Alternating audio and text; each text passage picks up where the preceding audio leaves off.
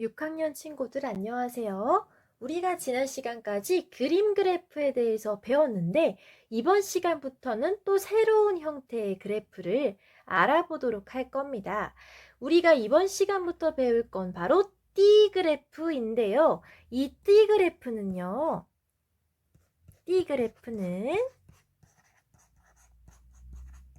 우리가 지난 단원 비와 비율에서 배웠던 내용을 활용하는 그런 그래프예요. 지난 비와 비율 단에서 우리가 뭘 배웠냐면 기준량에 대한 비교하는 양의 비율, 그리고 이거를 100을 곱해서 100분율로 바꾸는 것을 배웠죠. 전체에 대한 각 부분이 차지하는 비율을 우리는 이번 단원에서 띠 모양의 그래프로 알기 쉽게 나타내는 활동까지 할 겁니다. 이 말은 곧 비와 비율을 잘 기억하지 못한다면 띠 그래프도 어려울 수 있다는 뜻. 그러니까 선생님이 내주는 숙제를 꼼꼼하게 해서 비와 비율 공부도 계속하고 새로 배우는 그래프 공부도 계속해야 한다는 소리입니다. 선생님이 내주는 숙제에 베껴오지 말고 성실히 하도록 합시다. 여러분 교과서 수학책 96쪽이에요. 자, 96쪽에 보면 웬 엄청 복잡해 보이는 표가 있죠. 어떤 표냐면 연수라는 친구네 반 학생들이 도서관에서 저마다 책을 빌렸는데 애들마다 그 빌린 책의 종류가 다 다르잖아요. 한번 볼게요. 연수는 역사책, 한별이는 문학책, 승주는 언어, 영현이는 과학, 수학. 또 무슨 책들이 있나 보니까 뭐가 있을까요? 오, 애들마다 언어책 빌린 애도 있고 역사, 수학, 과학. 지금 애들마다 빌린 책이 조금 다른데 철학책을 빌린 어린이도 있어요. 어려웠을 텐데. 또 사회책을 빌린 친구도 있죠. 애들마다 이 빌린 책이 다 다른데 누가 어떤 종류를 빌렸는지를 다 알기는 너무 정리하기 힘들잖아요. 그러니까 종류별로 몇 권씩 빌려갔는지만이라도 정리하면 좀 우리가 쉬울 것 같아요. 그쵸? 애들이 각각 무슨 책 빌렸는지를 다 외울 수는 없고 종류별로 몇 명씩, 몇 권씩 빌려갔는지를 파악해야 우리 반 학생들이 어느 분야에 관심이 많구나. 우리 반 친구들이 어느 종류의 책을 많이 빌리는구나. 이런 식으로 정리가 좀 될 것 같아요. 그래서 그 아래의 표를 보면 이렇게 책의 종류에 따라서 이렇게 몇 권씩 각각 빌려갔는지를 정리할 수 있도록 표가 되어 있죠. 여러분이 이 표에서 보고 각각 종류별로 어떤 종류를 몇 명이 빌려갔는지, 어떤 종류를 몇 권씩 빌려갔는지를 찾아서 정리해 보도록 합시다. 자, 예를 들어서 과학책은요. 누가 빌려갔는지 동그라미를 쳐보면 과학책은 하나, 둘, 셋, 넷, 다섯, 여섯, 일곱. 반 전체 학생 중에서 과학책을 빌려간 학생들은 이렇게 7명이라는 것을 우리가 직접 세볼 수 있습니다. 과학책 빌려간 애가 7명이면 우리 표에 어떻게 적으면 돼요? 과학 7명. 7명이니까 7권 빌려간 거죠. 한 명당 한 권씩 빌려갔으니까. 이렇게 숫자로 채워보겠습니다. 표의 내용을 이렇게 채워보시도록 하겠습니다. 자, 참고로 여기 보면 이 기타 칸이 있죠. 기타 칸에 뭘 넣냐면 아까 우리 철학책 빌려간 어린이랑 사회책 빌려간 어린이는 여기에 철학이랑 사회가 없잖아요. 그래서 기타 항목에 넣어주시면 됩니다. 자, 다시 여기에 지금 역사, 문학, 과학, 수학 이런 것들은 빌려간 애가 많은데 보면은 철학이라던가 사회라던가 하는 약간 다들 좀 잘 안 빌려가는 분야의 책은 기타 항목에 넣어서 적으라는 뜻입니다. 어떻게? 기타의 2권 이렇게 이 2권은 아까 사회책 빌려간 어린이랑 철학책 빌려간 어린이죠. 나머지 칸은 여러분이 지금 영상 멈추고 표에서 몇 권 빌려갔는지 개수 세서 적어보시면 됩니다. 다 적은 뒤에 영상을 다시 재생시켜 주십시오. 자, 다 적어봤나요, 여러분? 문학은 몇 권 빌려갔어요? 몇 명이? 5명이. 5명이 각각 한 권씩 빌려갔으니까 5권. 역사는 4권. 수학은 4권. 언어는 3권. 그리고 기타는 여기에 넣지 못한 나머지 종류. 아까 사회책 빌려간 애 1권, 철학책 빌려간 애 그거 1권. 이렇게 해서 총 합계만 여러분이 더해서 적어주면 돼요. 자, 우리가 과학, 문학, 역사, 수학, 언어는 그래도 그 종류별로 빌려간 애들이 조금 있는데 사회랑 철학은 1권씩만 빌려갔잖아요. 이거를 다 넣자니 표가 너무 길어져서 자료의 종류가 많아서 표에 넣기 어려울 때는 기타 칸을 만들어서 이렇게 표현을 해도 됩니다. 여러분은 얘네 다 더해서 합계가 몇인지를 적어주시면 됩니다. 합계 적어 봤다면 그 아래 있는 물음들에 대해서도 우리가 같이 답을 하도록 하겠습니다. 자, 조사한 학생이 모두 몇 명이었나요? 방금 우리가 합계 몇이라고 적었어요? 25명. 아까 연순의 반이 그 표에서 25명이었습니다. 확인해 볼까요? 자, 지금 하나, 둘, 셋, 넷, 다섯 명씩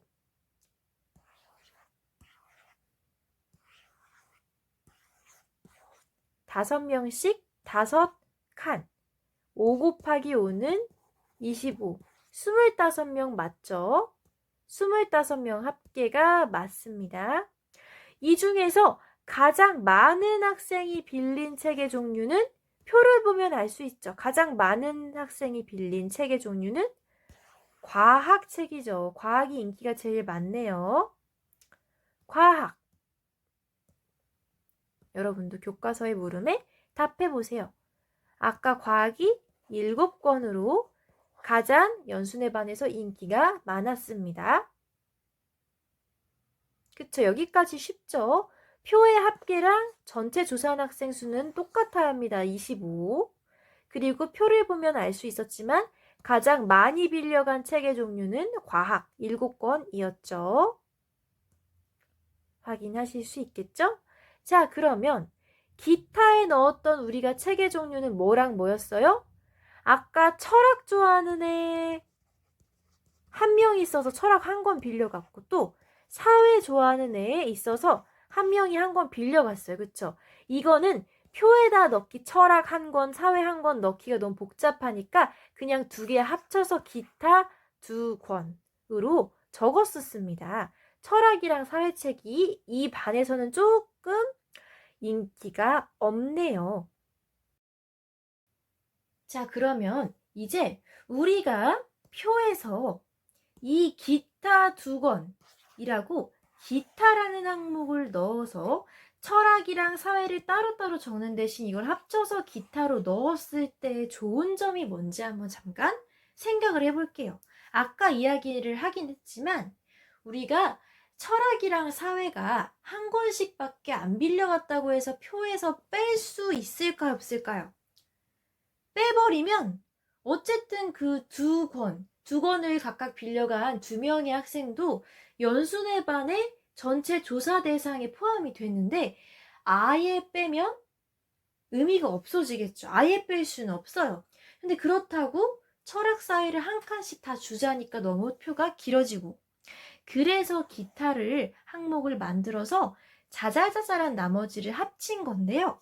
이렇게 기타를 사용하면 다른 거에 비해서 자료의 수가 적더라도 얘네를 빠뜨리지 않고 정리할 수 있다는 장점이 있습니다. 뭐라고요? 다른 거에 비해서 자료의 수가 적을 때에도 얘네를 빠뜨리지 않고 적어줄 수 있어요. 아예 빼버릴 수는 없잖아요. 반 25명 중에 있는 엄연히 있는 학생들인데 인기 있는 책을 빌려가지 않았다고 해서 조사 대상에서 제외를 할 수는 없습니다. 빠뜨리지 않을 수 있고 또 그렇다고 해서 하나하나 칸을 주기엔 너무 많이 차지하고 하니까 이렇게 조금 애매하게 고민되는 상황일 때 기타라는 항목을 넣으면 정리하기 편리합니다. 여러분 교과서에도 같은 물음이 있죠? 이렇게 한번 적어보도록 합니다. 기타는 다른 것에 비해서 자료의 수가 적을 때 사용합니다. 이럴 때 항목을 정리하기 쉽습니다. 자, 여기까지 됐지요? 자, 그러면 우리 97쪽으로 넘어가 보도록 할게요. 97쪽은 드디어 띠그래프로 바꾸는 그런 활동을 하게 되는데, 자, 여러분이 방금 우리가 아까 봤던 그 조사표가 여기 윗줄에 그대로 있어요. 그런데 보니까 백분율로 바꾸라는 활동이 있죠. 왜 이걸 백분율로 바꿔야 하나 봤더니 그 아랫부분에 보니까 우리가 이번 시간에 배울 누구? 띠그래프. 띠그래프가 이렇게 예시가 있네요. 띠그래프를 한번 살펴보면 위에 무슨 눈금자처럼 쭉쭉쭉쭉 10, 20 쭉쭉쭉쭉 써있고 마지막에 우리에게 익숙한 단위 뭐? 퍼센트. 퍼센트라고 하는 건 뭘 나타내죠? 한글로 백분율을 나타내죠. 백분율, 퍼센트, 요렇게 백분율로 나타내어야만 띠그래프가 완성되는 거 우리가 미리 봤습니다. 이게 무슨 말이냐면 아까 조사한 대상이 총 연수네 반 25명이었죠.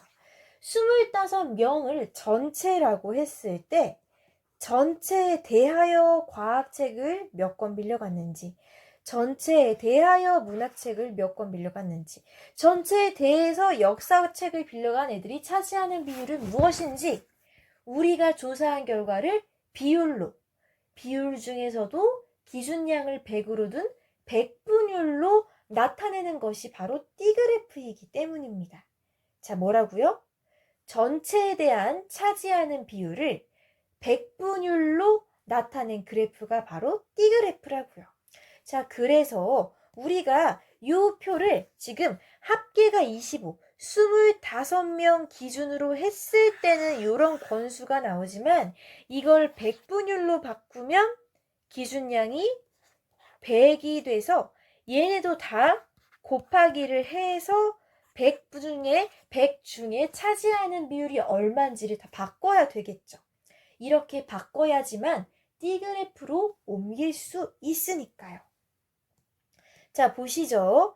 원래 전체가 25권이었습니다. 이거를 100분율이니까 100%로 바꾸려면 25에 몇을 곱해야 100이 되죠? 4를 곱해야 100이 되죠. 이 말은 다 곱하기 4를 하란 뜻입니다. 이해가 가나요? 지금 기준량이 25에서 100이 되는 겁니다. 25분에 전체가 25명일 때 25분의 7이었던 애를 지금 기준량을 100으로 바꿨을 때 얼마가 되는지 일일이 다 계산을 해주란 뜻입니다. 그쵸?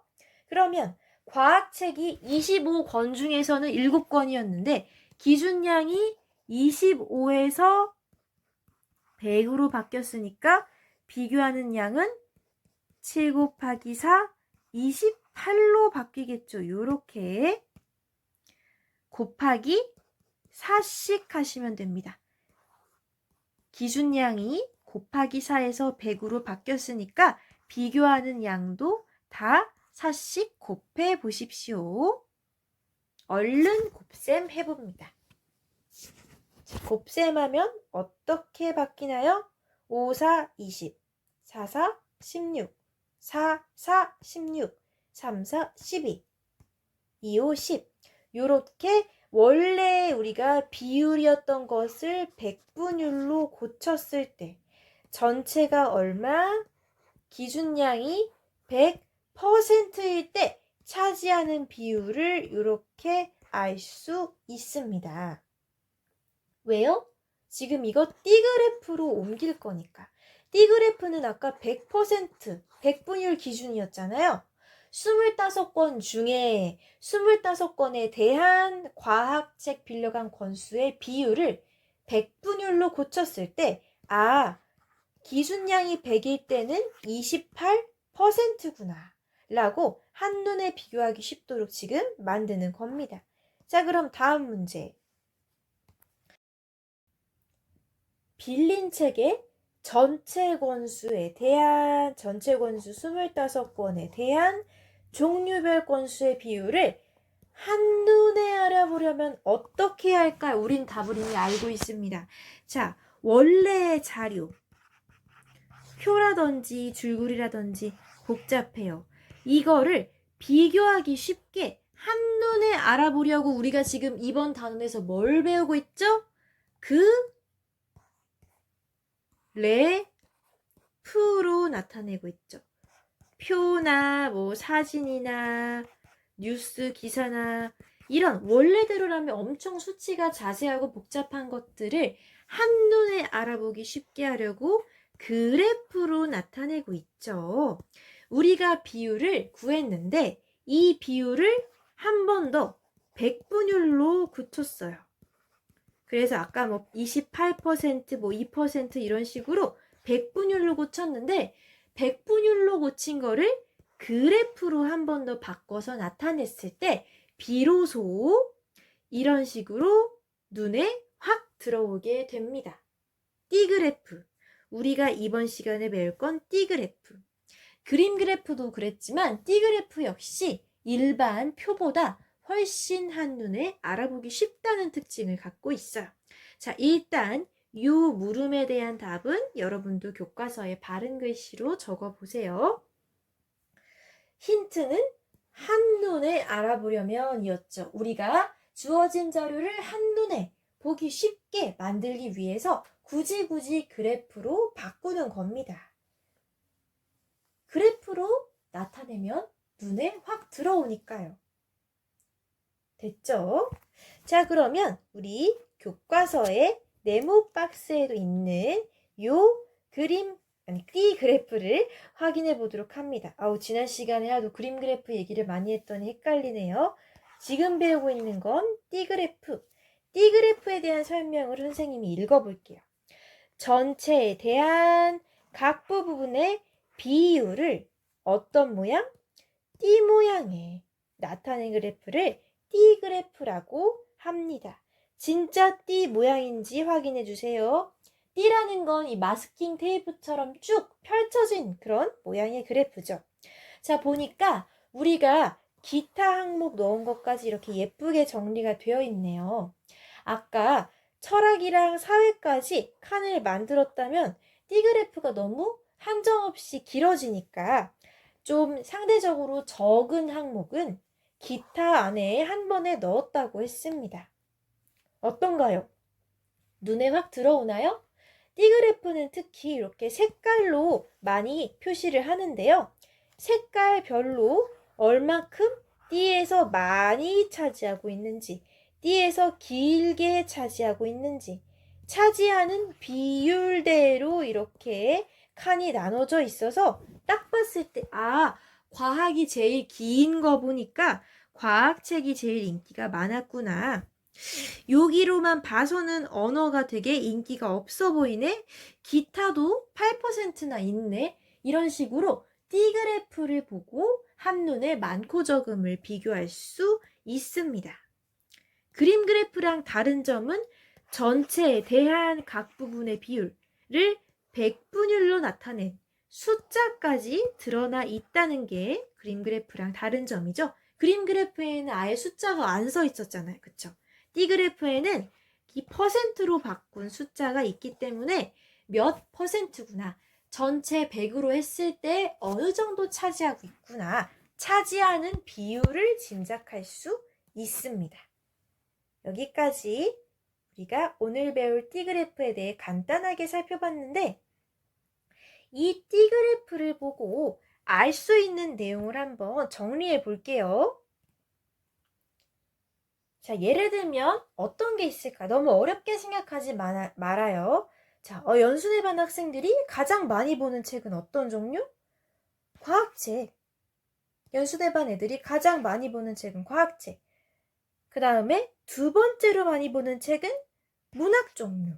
그 다음은 역사랑 수학을 빌려간 비율이 똑같다. 등등등 눈에 보이는 걸 그대로 정리하면 됩니다. 여러분도 교과서에 다음과 같이 다 적지 않아도 돼요. 한두 개만 적어봅시다. 과학책을 가장 많이 빌려갔습니다.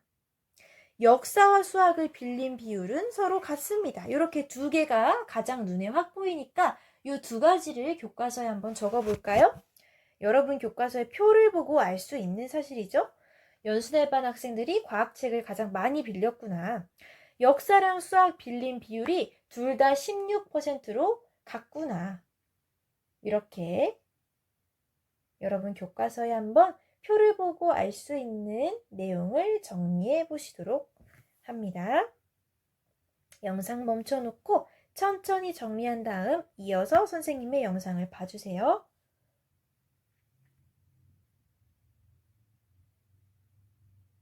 자, 됐나요? 자, 그 외에 우리가 이미 얘기했던 거, T그래프에 표시된 눈금이 백분율을 나타낸다는 거. 자, 그리고 비율이기 때문에, 백분율이기 때문에 숫자끼리 비교도 된다라는 거. T그래프는 각 항목끼리 비교가 쉽다는 거. 기타에 비해서 역사 수학이 2배씩이라는 거. 등등등 우리가 그래프를 보고 이것저것 내용을 알 수 있습니다. 이 T그래프의 눈금 하나는 1%, 전체는 몇 퍼센트? 100%. 자, 이렇게 우리가 T그래프를 살펴봤습니다. 자, 그러면 자료를 T그래프로 나타내면 좋은 점도 한번 정리를 해봐야겠죠. 자, T그래프의 좋은 점은 아까 누구에 대한 전체 25, 0에 대한 전체에 대한 각 부분의 비율을 한눈에 알 수 있어요. 다시 볼까요? 전체에 대한 각 부분이 차지하는 비율을 한눈에 알 수 있습니다. 과학이 제일 많이 차지했네. 언어는 좀 인기가 없네. 이런 것들을 T에서 차지하는 그 눈에 보이는 그림 그대로 눈에 보이는 이 면적 그대로가 차지하는 비율이니까 전체에 대해 각 부분이 차지하는 비율을 한눈에 알 수 있다는 좋은 점이 있습니다.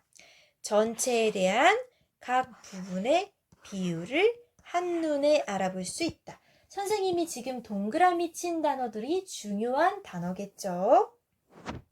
여러분도 교과서에 정리해 보세요. 전체에 대한 각 부분의 비율을 한눈에 알아볼 수 있다. 자, 그래프는 한눈에 보기 쉬우라고 만든 겁니다. 그래프를 그렸는데 오히려 더 복잡해 보인다. 그럼 뭔가 잘못된 겁니다.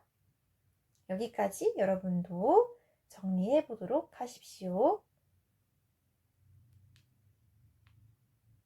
영상 멈춰놓고 천천히 정리하셔도 됩니다.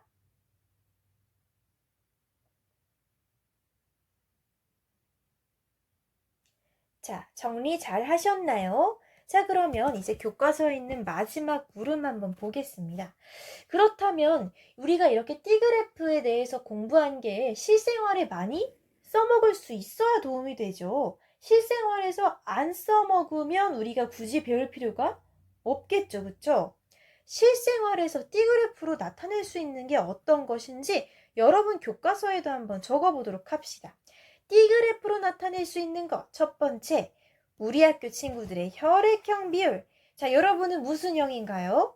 선생님은 AB형인데요. AB형이 주변에서 생각보다 은근히 찾기 힘들어서 선생님도 초등학교 시절에 너 무슨 혈액형이야? 라고 되게 많이 물어보고 다녔던 것 같아요. 같은 혈액형 나오면 되게 반가웠죠. 우리 학교 친구들의 혈액형 비율, 어떤 혈액형이 가장 많은지. 참고로 남미 쪽에 가면 O형만 사는 나라도 있다고 합니다. 신기하죠? 그 지역은 다 O형이래요. 또 친구들이 좋아하는 운동의 비율 뿐만 아니라 가수나 캐릭터 등등의 비율을 나타낼 수 있죠. 친구들이 좋아하는 가수가 뭐 BTS인지 뭐 엑소인지 아니면 여자 아이돌인지 등등등등. 친구들이 좋아하는 캐릭터가 쿠키런인지 아니면 마인크래프트인지 어몽어스인지 혹은 그런 거에 아예 관심이 없는지, 또 친구들이 하는 취미에 대해서도 알아볼 수 있고 등등등. 실생활에서 우리 띠그래프로 나타낼 수 있는 건 어떤 거다? 전체에 대한 각 부분을 나타낼 수 있는 자료라면 다 띠그래프가 활용될 수 있습니다. 여러분, 교과서에 한 2가지 정도만 적어 보도록 하시고요. 자, 이번 시간에 우리가 띠그래프에 대해서 알아봤는데 그림 그래프보다는 살짝 어려웠을 수도 있겠어요. 왜냐면 계산을 좀 해야 되니까. 하지만 우리가 비와 비율 단원을 잘 기억하고 있다면 어렵지 않게 백분율로 고쳐서 그래프에 나타낼 수 있습니다. 우리가 지금 배우는 차시는 띠그래프를 알아볼까요? 입니다. 그리고 우리가 지금 배운 내용을 익힘책 문제로도 풀어보고 학습지로도 풀어본 다음에 그 다음 띠그래프에 직접 나타내는 활동을 할 테니까요. 이번 시간에 띠그래프가 좀 어렵게 느껴졌더라도 너무 힘들어하지 않았으면 좋겠습니다. 그럼 다음 시간에는 선생님이 익힘책 영상으로 여러분이 익힘책에 있는 띠그래프 문제를 같이 풀어볼 수 있도록 도와주겠습니다. 이번 시간 고생 많았고 다음 시간에 만나도록 합시다.